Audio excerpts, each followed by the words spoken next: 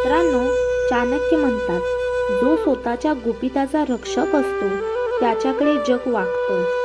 पण आजच्या जगामध्ये लोक आपले विचार, योजना आणि दुःख सर्वांसमोर उघड करतात आणि मग म्हणतात लोक बदलले.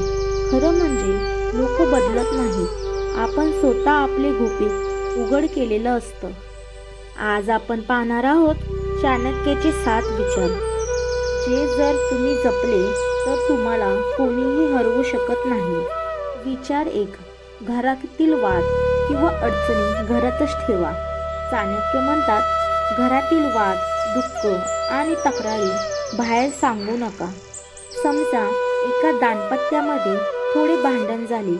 पत्नीने ते सर्व सोशल मीडियावर लिहिलं. माझा नवरा मला समजत नाही.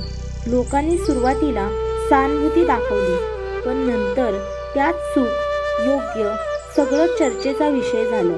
त्यांचा वैयक्तिक मुद्दा आता सगळ्यांच्या तोंडावर आला. त्यामुळे समस्येचा उपाय घरातच शोधा. लोक फक्त तमाशा बघतात, मदत फार कमी लोक करतात. विचार 2. आपली कमाई आणि संपत्ती ही कोणालाही सांगू नका. चाणक्य सांगतात, तुमच्याकडे किती पैसा आहे हे कधीही सर्वांना सांगू नका.